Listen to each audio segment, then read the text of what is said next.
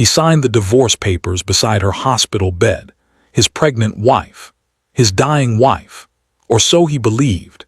He sat in that sterile white room, smelling of antiseptic and fresh flowers that she had never asked for, and he pressed a pen against a legal document while the mother of his unborn child lay connected to monitors just 3 feet away.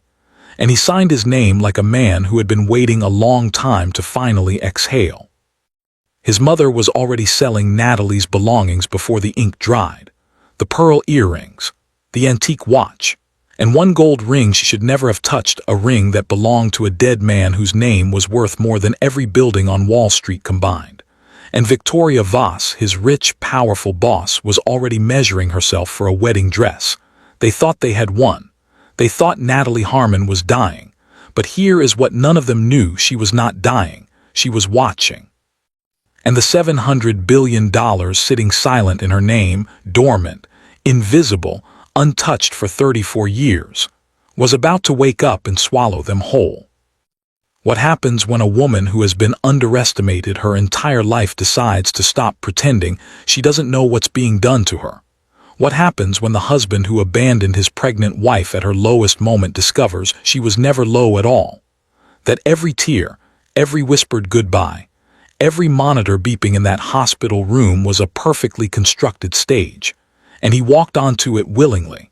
And what exactly did the doctors say, quietly in that hospital room? With witnesses present, that didn't just end a marriage, but obliterated 3 people's lives so completely, so permanently, that not one of them would ever recover. Stay right here, because this story will answer every single one of those questions.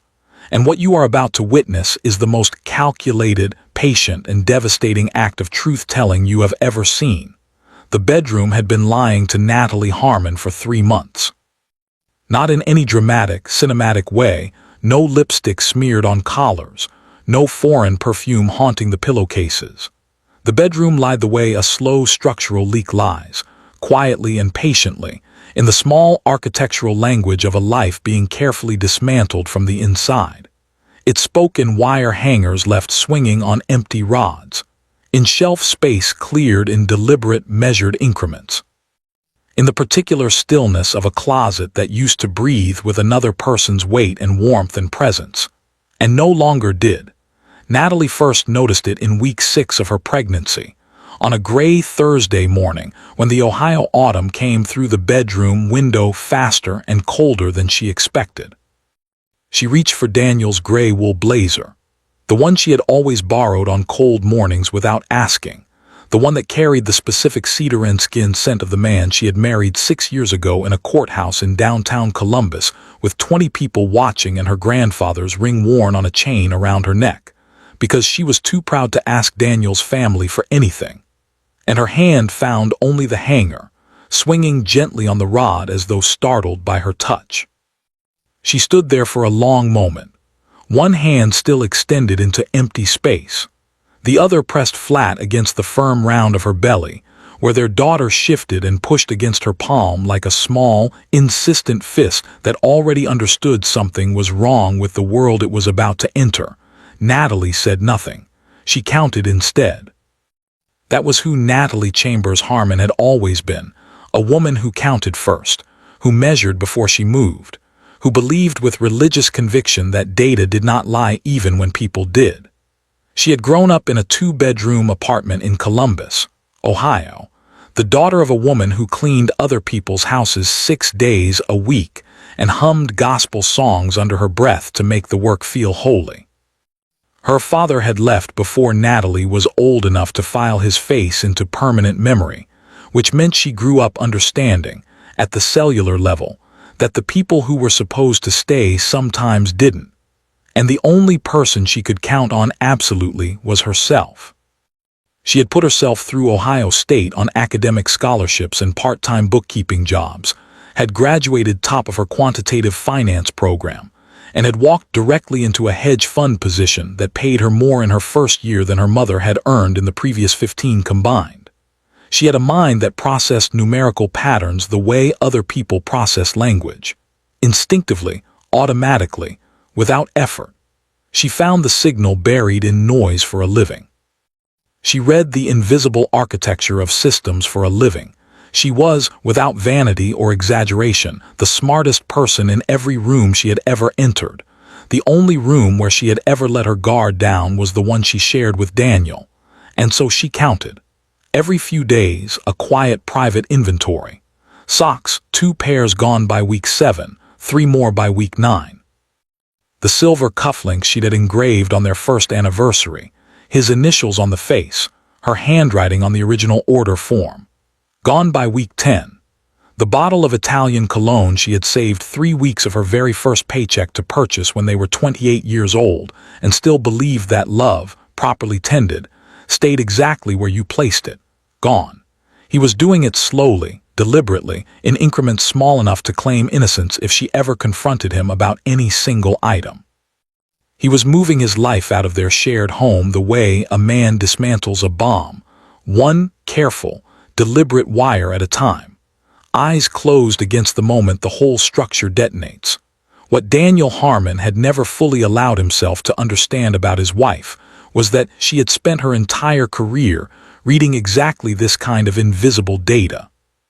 He had married a quantitative analyst and then, in the comfortable, condescending way of a man who had always been the louder person in the room, slowly stopped seeing her as one. On the nightstand beside Natalie's side of their bed sat a small leather journal. Dark brown, the spine worn velvet soft from years of nightly handling. Daniel had always known she kept it. He had never once asked about it, had filed it away as the emotional processing habit of a sentimental woman who needed to put her feelings somewhere. Every night before she reached for the lamp, she wrote in it small, precise cursive that filled every line completely to the margin, leaving no white space, no gap, nothing unaccounted for. He had never asked what she wrote. In the 18 months before her pregnancy, what Natalie had been writing in that journal was evidence. Dates. Times. Receipts cross-referenced against their bank statements. Hotel names that appeared in rideshare charges she'd found on a secondary card. A name, Victoria, that appeared in his phone's recent calls with a frequency that told its own story.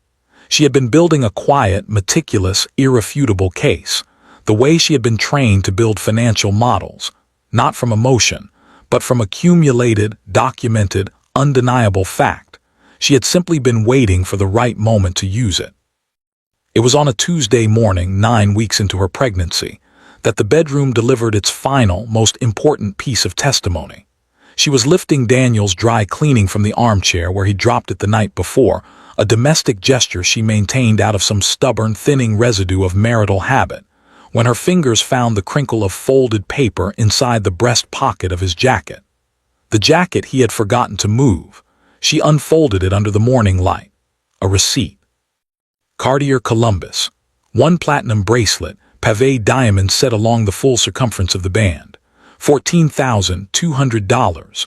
Charged to a joint account number ending in 4471 that she had believed was closed 18 months ago.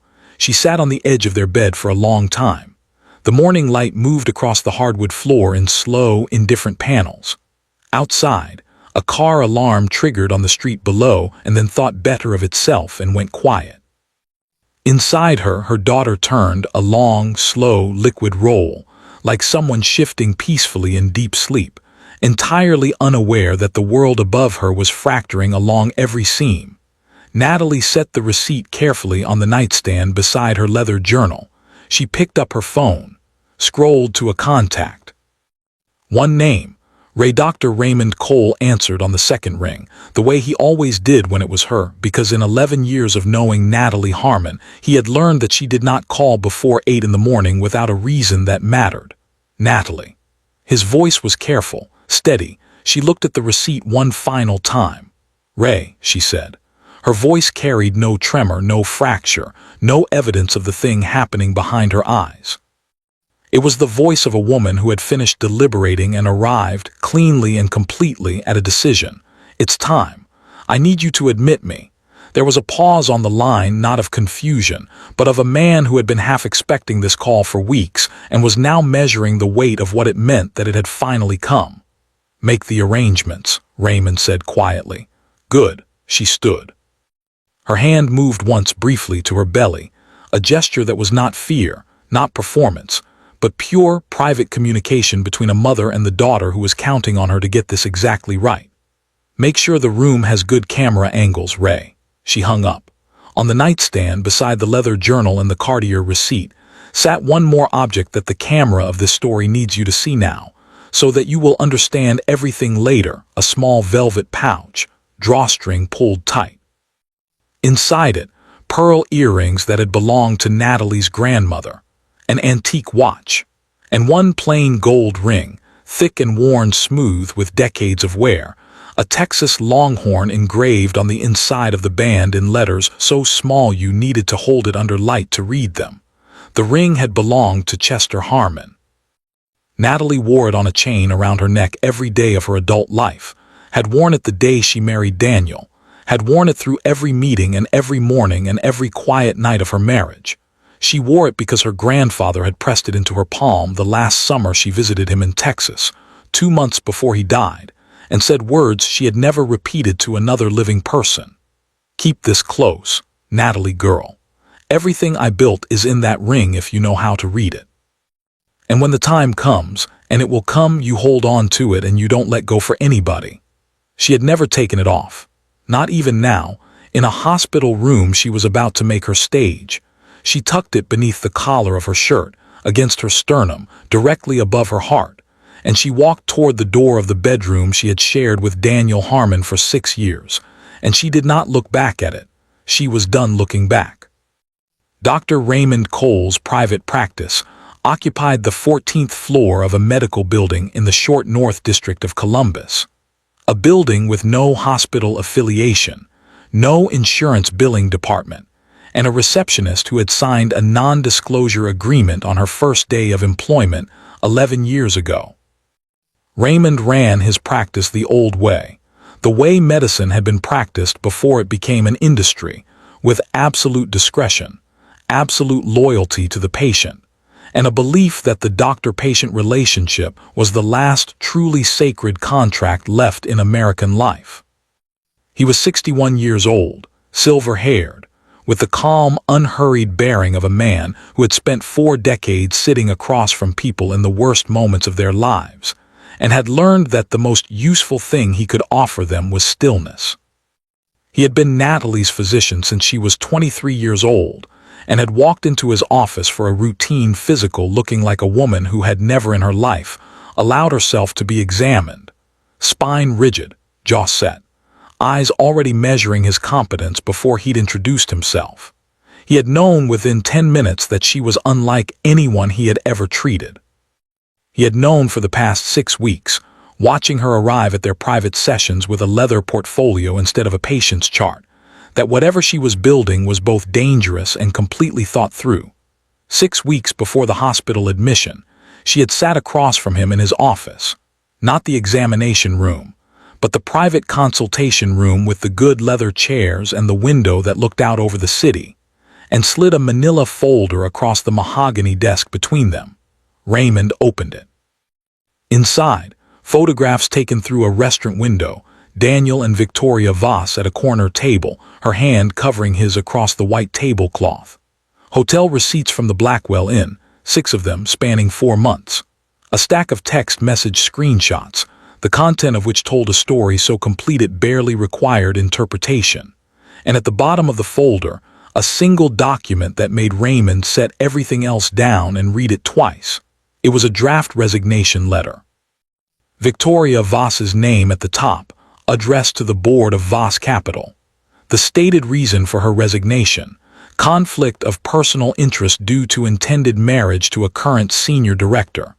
The letter was dated 4 months ago. 4 months ago, Natalie had been 6 weeks pregnant, which meant Daniel had known she was carrying his child, had sat across from her at their kitchen table, and listened to her tell him they were going to be parents, while he already had a resignation letter from his boss-turned lover sitting in a shared digital folder he didn't know Natalie had accessed.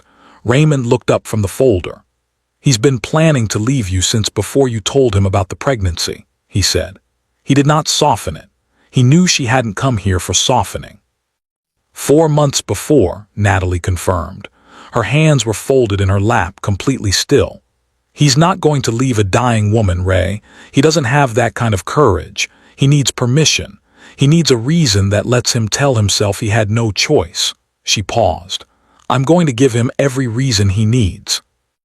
I'm going to build him a door and I'm going to watch him walk through it. And when he does, I'm going to make sure every single thing he reveals about himself is witnessed and documented and legally airtight. Witnessed by whom? By the people who will matter when this is over. Raymond was quiet for a moment. Outside the window, Columbus moved through its ordinary Tuesday morning. Traffic, pedestrians, the distant geometry of a city that had no idea what was being constructed in this room. You want me to admit you under a terminal presentation, he said finally. Severe preeclampsia with maternal deterioration, she said precisely. I've already researched the clinical parameters. The presentation needs to be convincing enough to eliminate any impulse he might have to wait. I need him to feel that the window is closing. She met Raymond's eyes. The baby is healthy, Ray. You know that. Every number is exactly where it should be. I'm not asking you to falsify anything about my daughter, only about me. There's a difference, Raymond said slowly, between a doctor maintaining a patient's chosen privacy and a doctor constructing a false clinical presentation. I know there is. She reached into her portfolio and produced a second document, this one prepared by a medical ethics attorney whose name Raymond recognized immediately as one of the most respected in the state. Which is why I've spent 4 weeks building the legal framework that protects you completely. Every decision in this admission will be documented as patient-directed information management. Everything real about my pregnancy will be accurately recorded. What we are managing is the interpretation communicated to a third party, my husband, who has already demonstrated documented intent to abandon a pregnant spouse. She set the document on the desk. I'm not asking you to hurt anyone, Raymond. I'm asking you to help me create the conditions under which my husband will reveal, voluntarily and on camera, exactly who he is. Raymond sat with it for a long moment. He thought about the 23-year-old who had walked into his office with a rigid spine and measuring eyes. He thought about the woman who had built a career from nothing, who had never asked anyone for anything, who had carried this pregnancy alone in every way that mattered while her husband quietly planned his exit. He pulled the ethics document toward him and began to read. What neither of them said aloud, what Raymond would only learn 3 days into the admission, was the piece of this architecture that Natalie had not yet revealed to anyone except Priya, the trust, the clause. The $700 billion sitting in a legal structure so deep and so deliberately buried that it had taken Natalie's own attorneys 4 months to fully map it after she'd found the document in a fireproof box in her mother's storage unit. A box addressed to Natalie in her grandfather Chester's handwriting, postmarked the month before he died, with a single instruction on the outside. Open when you need to fight. She had opened it 8 months ago. She had been planning ever since. Need a private nurse, she told Raymond while he was still reading.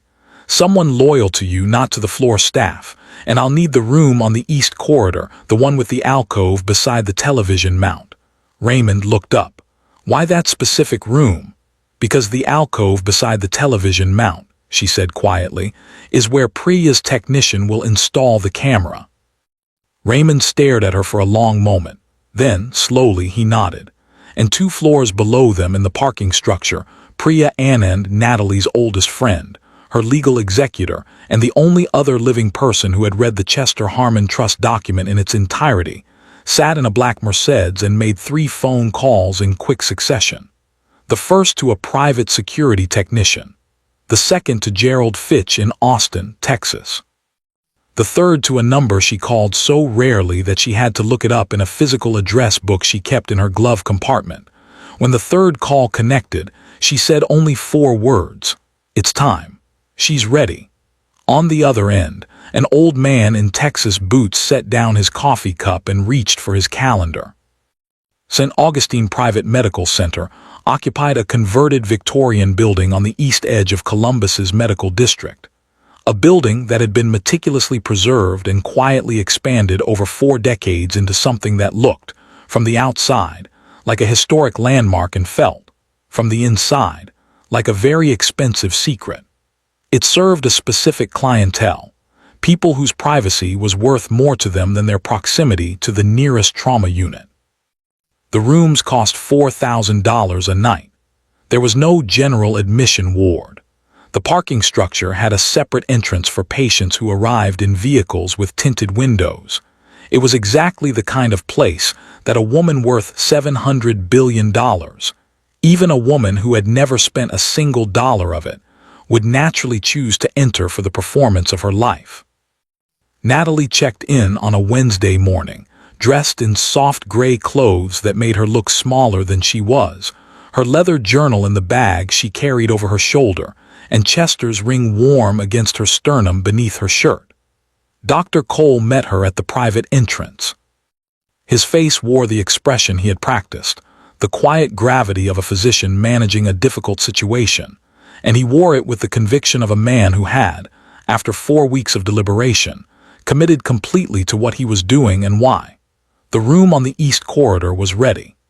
The camera was in place, mounted in the alcove beside the television cable connection, its single red indicator light covered with a small strip of dark tape. The private nurse, a woman named Delia who had worked with Raymond for 9 years and had the unshakable composure of someone who had seen everything twice, helped Natalie into the bed, attached the monitors with practiced efficiency, and adjusted the IV line that delivered nothing more medically significant than a saline solution. The monitors, however, were entirely real. Natalie's daughter's heartbeat filled the room with its steady, rhythmic percussion, strong and even and absolutely indifferent to the drama being constructed around it. Natalie called Daniel at 10:17 in the morning. She had rehearsed nothing. She didn't need to. The truth of what she felt, the grief, the exhaustion, the specific weight of being betrayed by someone she had loved openly and without reservation, those were entirely real, and she let them into her voice the way a controlled burn lets fire into dry grass, deliberately in a specific direction toward a specific end. Daniel. A pause. A small, careful breath. I need you to come. He arrived 43 minutes later, which told her something. The hospital was 22 minutes from their home in normal traffic. He had taken 21 extra minutes somewhere between receiving her call and walking through her door, and she noted it the way she noted everything, quietly, precisely, without letting it touch her face. He was wearing his work clothes, tie slightly loosened. He came through the door of her hospital room and stood for a moment in the threshold, taking in the monitors and the IV line, and the medical equipment arranged around her with an expression that Natalie studied with the careful attention of a scientist observing a specimen. She had loved this man. She wanted to be clear about that to herself, in the privacy of her own chest where no camera could reach. She had loved Daniel Harmon with the particular ferocity of a woman who had grown up without the luxury of loving people carelessly. She had chosen him deliberately, and loved him deliberately, and built a life beside him with the same careful, data-driven intentionality she brought to everything that mattered to her. Which was why what he did next, before he crossed the room, before he reached for her hand, before he said a single word, landed the way it did. He checked his phone.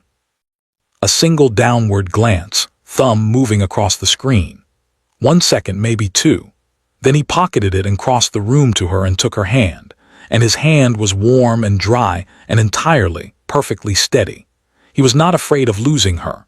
She could feel it in his pulse where his wrist briefly pressed against hers, that particular calm that has nothing to do with courage and everything to do with the quiet relief of a man watching an inconvenient problem begin to resolve itself. Hey, he said softly. I came as fast as I could. 21 extra minutes, she thought. She said nothing. Doctor called me on my way in, he continued, settling into the chair beside her bed, his eyes moving briefly to the monitors, to her belly, to the window, everywhere except directly and steadily into her face. He said it's gotten more serious, she said. Her voice was a whisper she didn't have to manufacture. It has. He held her hand for 7 minutes, she counted. In those 7 minutes, he said the right things, careful, correctly assembled sentences about fighting and strength, and the baby and everything they had to look forward to. and she listened to every word with the specific attention she reserved for data that needed to be filed, not felt. His phone buzzed twice in his jacket pocket. He did not look at it. But his jaw tightened slightly, imperceptibly, the second time, a micro-movement that the camera in the corner of the room was positioned at precisely the right angle to catch. When Raymond entered the room 14 minutes after Daniel's arrival, he wore the expression he and Natalie had not discussed, but that she had known he would find, the quiet, heavy-lidded gravity of a physician preparing to deliver news that could not be undone. He asked to speak with Daniel in the hallway. Natalie listened through the baby monitor transmitting to the small earbud pressed into the ear that faced away from the door. She heard Raymond say, "The deterioration is progressing faster than we anticipated. We're doing everything possible for the child. But for Natalie," a pause, "I think you should begin to prepare yourself, Mr. Harmon. We're likely looking at days." She heard Daniel say, "How long exactly?" Not, "Is there another specialist we should bring in?" Not, "What are the options? What haven't we tried? How long?" Two words that contained, in their specific arrangement and their specific absence of every other possible response, an entire verdict about who Daniel Harmon was when no one he needed to perform for was watching. Natalie closed her eyes. She rested her hand on her belly. Her daughter pushed back, strong and steady, and full of the particular confidence of someone who does not yet know what the world can take from you, who exists in the pure, uncomplicated faith that the person holding her will not let go. "Got you," Natalie whispered, too quietly for any monitor to pick up. Just between them, she opened her eyes. She looked at the camera in the corner of the room. The red light behind the tape was recording. Good. Margaret Harmon arrived at St. Augustine Private Medical Center the following morning carrying a casserole dish covered in aluminum foil and wearing an expression of grief that had been assembled, Natalie suspected, in the car on the way over, fitted onto her face like a garment selected for a specific occasion, and just as easily removed when the occasion passed. She was 61 years old, Daniel's mother, a woman who had spent 4 decades perfecting the art of cruelty administered in the domestic register. The kind that arrived wrapped in casseroles and concern, that smiled warmly while it measured you and found you insufficient, that said, "I just want what's best for my son," in a tone that made clear exactly how little of that best she believed you represented. She was not a stupid woman. She was a calculating one, which was a different thing. And the calculation she had been running on Natalie for the entirety of Daniel's marriage had never once produced a result she was satisfied with. She had never understood why Daniel married her. A woman from nowhere, with no family money, no connections, no social architecture worth borrowing. A woman who worked with numbers and wore her dead grandfather's ring on a chain like a superstition. Margaret had expected Daniel, her son, who was handsome and ambitious and deserved, in her precise maternal accounting, the very best the world offered, to eventually correct the error. When Victoria Voss entered Daniel's professional life 3 years ago, Margaret had felt something she privately identified as hope. She set the casserole on the hospital room's small table, embraced Daniel in the hallway outside Natalie's room with the practiced warmth of a woman who understood that audiences required performance, and then turned her gaze through the door's glass panel to the figure in the hospital bed. "Is she?" she asked. Her voice carried the exact acoustic weight of concern. "Good, Mom," Daniel said. Margaret nodded slowly. Her eyes did not move from the bed. From Natalie's pallor, real enough, 8 months of pregnancy and weeks of quiet psychological warfare had thinned her face. From the monitors, from the IV line, from the small hospital bag on the chair beside the bed, zipper partially open, contents just barely visible, she went in to see Natalie. They had never performed warmth convincingly with each other, both women too perceptive for the pretense to fully hold, but Margaret sat beside the bed and took Natalie's hand with a gentleness that Natalie received without expression and said, "You need to rest, sweetheart. You need to focus on getting that baby here safely." The word sweetheart landed the way it always had between them, carrying a weight of condescension so refined it could pass as tenderness to anyone not paying close enough attention. "Thank you for coming, Margaret," Natalie said. The visit lasted 40 minutes. Margaret spoke mostly to Daniel in the hallway, their voices dropping at intervals in the particular way of people who believe that a sick woman in the next room has surrendered her capacity for attention along with her health. Delia, Natalie's nurse, moved in and out of the room with the quiet efficiency of someone who was hearing everything and filing it. On the second day of Natalie's admission, while Delia was guiding Natalie toward the imaging suite at the far end of the corridor, a walk that took 12 minutes and that had been scheduled, not medically but strategically, for the specific window when Margaret was visiting alone. Margaret approached the floor nurse at the central station and asked, with an expression of devoted maternal worry, whether she could bring Natalie's hospital bag to the waiting room to look for her insurance information. The floor nurse, managing 4 patients and a shift handover, nodded without looking up.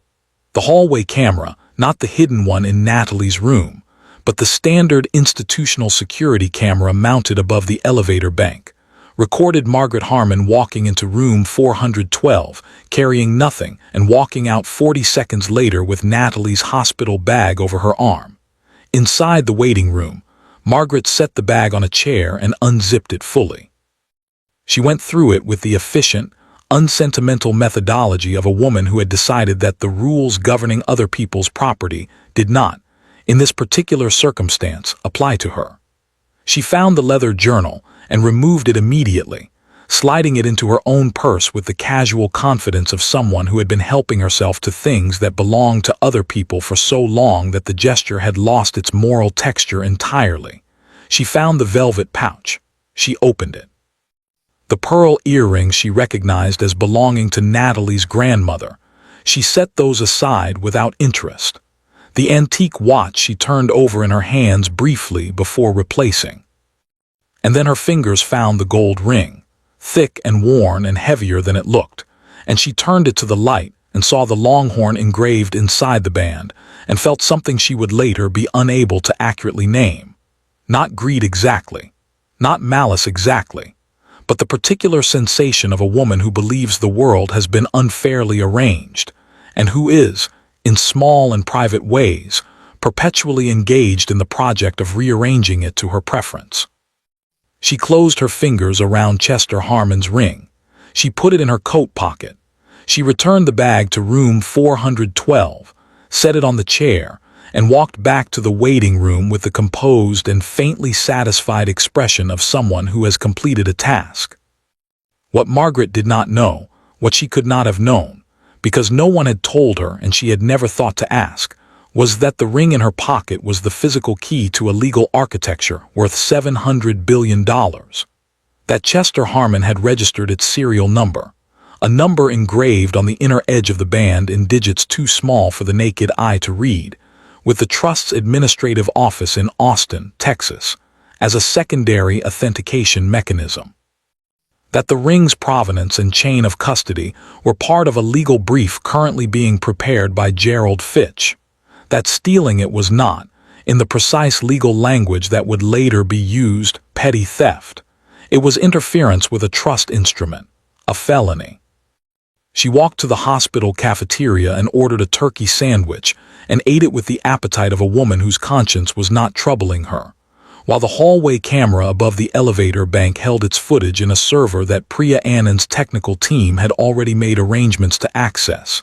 In room 412, Natalie returned from imaging, checked the velvet pouch, and found the ring missing. She did not panic. She had, in fact, accounted for this possibility. She picked up her phone and sent a single text to Priya. She took it. Priya's response came in 4 seconds. "Camera got it. We have everything." Natalie set the phone down. She pressed her fingers briefly against her sternum, against the bare skin where the ring usually rested, warm and present and certain. And she felt, for the first and only time in this story, a grief that had nothing to do with Daniel, nothing to do with the plan, nothing to do with any of the machinery she had constructed around herself. She missed her grandfather. She missed the summer mornings in Texas when she was 9 years old, and the world was the size of his front porch, and the only complicated thing in it was the crossword puzzle they worked together after breakfast. She missed the way he said her name, Natalie Girl, like it was a complete sentence, like it contained everything worth saying. Everything I built is in that ring if you know how to read it. She understood now completely what he had meant. She wiped her face once, cleanly, with the back of her hand. Then she straightened against her pillow, set her jaw, and texted Priya one more time. Tell Gerald to be ready for day 6. Victoria Voss arrived at St. Augustine on day 3 of the admission. She had not been invited. But she had also, clearly, been waiting, which told Natalie something important about the degree to which Daniel had been narrating this situation to her in real time, providing updates from a dying wife's hospital corridor, with the faithfulness of a man reporting to the person who actually held his future.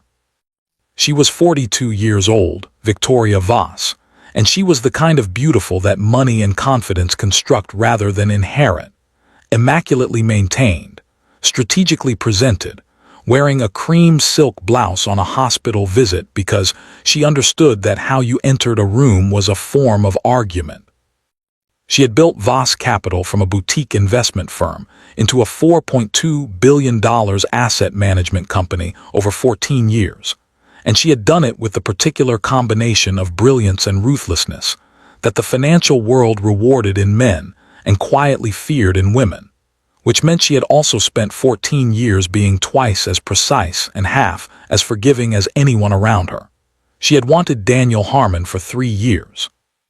Not in the way that disrupts reason. Victoria was not a woman disrupted by want, but in the way of someone who had identified an asset she intended to acquire and had been patient about the timing of the acquisition. She had watched him across conference tables and company dinners and quarterly reviews, and had made her decision the way she made all her decisions, with complete information and complete intention. She had not, however, made her calculations with complete information. She didn't know about the trust. Nobody did except the people Natalie had chosen to tell. Victoria sat beside Daniel in the hallway outside room 412. Their shoulders touched. Through the room's cracked door left open by Delia, precisely as instructed, their voices reached Natalie with the clarity of a conversation happening in the same room. She looks peaceful, Victoria said. She's not in pain, Daniel said. His voice carried the particular flattened quality of a man performing bereavement for an audience of one who did not require the full performance. Daniel. Victoria's hand, warm and certain, on his knee. I spoke to Harold about your position, about what happens after a pause, calibrated and deliberate, after your circumstances change. We don't have to structure it as a hardship. There are ways to protect everything you've built. We could move forward. She's still alive, Victoria.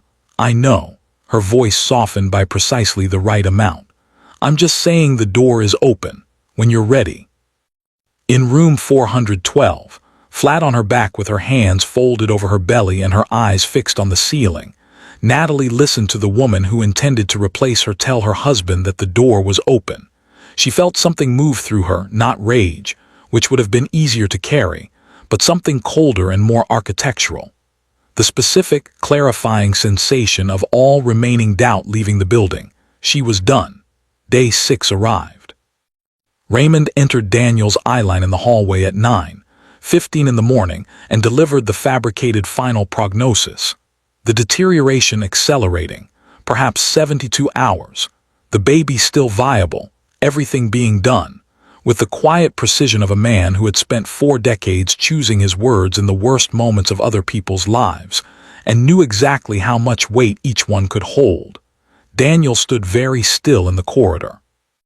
Then he straightened his jacket, the way a man straightens himself when he has made a decision and is about to act on it, and he went into room 412 and sat beside Natalie and held her hand with his thumb moving across her knuckles, and for 7 seconds she counted them. He looked like the man she had married. He looked like someone who might have chosen differently if something deep and essential in him had been built differently. She almost felt something. Then he spoke. Nat. His voice was low and carefully arranged. I need to talk to you about something. And I need you to understand that I love you. That everything I'm about to say comes from thinking about the future, the baby's future, your peace of mind, what's best for. Say it, Daniel, she said. He reached into his jacket pocket. He placed folded documents on the blanket covering her swollen belly. The paper was heavy, cream-colored, professionally bound. Petition for dissolution of marriage. Already notarized. Signature lines waiting with the blank, patient certainty of forms that have already been filled out by everyone except the person they're designed to diminish. Victoria is willing to adopt, he said. She can give the baby everything: financial security, stability, a two-parent home. With you, Natalie said. Yes. Your dying wife signs her child away from her hospital bed. He didn't answer. His jaw moved once. There's a pen in the tray, he said finally. Behind them, in the corner of the room where the television cable met the wall, the small camera held its red eye open. Natalie reached for the pen. She uncapped it. She looked at the signature line. And then she wrote slowly, deliberately, in the clean cursive that filled every line of her leather journal to the very margin, directly across the space where her name was supposed to go. I know about the bracelet. I know about the Blackwell Inn. I know about the resignation letter dated 4 months before you told me you were happy. I know everything, Daniel, and so does the camera that has been recording this room since the day I was admitted. Sign your own name to this. It's the last document you will ever benefit from. Daniel read it. He read it twice. His face did not go through the stages. It simply went gray, the color draining with the completeness of someone whose blood understands the situation before his mind has finished processing it. He looked up at the corner of the room, at the cable box that was not a cable box, at the small dark eye and the red light behind the tape. Door opened. Raymond Cole entered first, and he was not wearing his physician's gravity this time. He was standing straight and still and entirely composed, the expression of a man who has been waiting 6 weeks for this specific moment and finds it, now that it has arrived, completely satisfying. Behind him, Priya Anand walked through the door in a charcoal blazer, carrying a legal portfolio under her arm, her face set in the particular expression of a woman who has not slept more than 5 hours in 2 weeks because she has been building something and is now here to watch it stand. Behind Priya came a man Daniel had never seen in his life, 68 years old, silver hair, a bolo tie with a turquoise stone, boots that had walked across more Texas courtrooms than Daniel had had professional meetings. He carried himself with the unhurried authority of someone who has never, not once in his professional life, walked into a room where he was not the most consequential person present. His name was Gerald Fitch. He looked at Daniel the way a man looks at a structural problem he has been retained to resolve, not with animosity, not with judgment, but with the quiet, technical inevitability of someone who has already done the math. Mr. Harmon, Gerald said. His voice was pleasant. It was the pleasantness of competence that has no need to perform menace. You have just done something very significant. In the presence of witnesses and on camera, you have voluntarily initiated divorce proceedings against your wife while she carries a living biological heir. He opened the portfolio and set it on the bed tray, not gently, with the clean, deliberate placement of someone presenting evidence. Under the terms of the Chester Harmon Family Preservation Trust, of which your wife is the sole beneficiary, currently administered at a valuation of approximately $700 billion, that voluntary action triggers an immediate and irrevocable transfer of all trust assets into Natalie Harmon's sole and exclusive legal name. He checked his watch. That transfer became effective 4 minutes and 30 seconds ago. Room held its silence the way a room holds a sound after something irreversible has happened, not empty, but full of the specific frequency of a before and after moment. Daniel stared at the portfolio. $700 billion. He looked at Natalie. She was sitting up, not pale, not diminished. Sitting up completely straight against the hospital pillow, the IV already removed from her arm, the monitors recording only what they had always recorded. Her daughter's heartbeat, strong and even and entirely unimpressed by the events occurring outside her current world. Natalie looked at her husband with an expression he had never seen on her face in 6 years of marriage. Not anger, anger would have been easier for him to hold. Not grief, not triumph, something quieter. Something that had no further use for him. Done. Baby is fine, Raymond said into the silence. Natalie's pregnancy is completely healthy. It has been for the entirety of this admission. Every number on every monitor has been accurate, the baby's heartbeat, the growth charts, the fetal positioning. What was fabricated was the prognosis. He looked at Daniel with the measured, professional calm of a man who has made his peace with every choice that brought him to this room.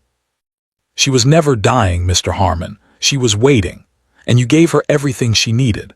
Daniel's mouth opened. Nothing came out.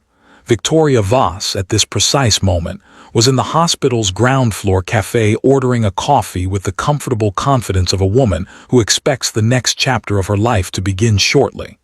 She did not yet know that upstairs, the legal ground under everything she had planned had just liquefied completely. Margaret Harmon was in the parking structure, walking toward her car with her coat pocket carrying Chester Harmon's ring. A ring whose serial number had just been referenced in a felony filing being prepared by Gerald Fitch's associate in Austin, Texas.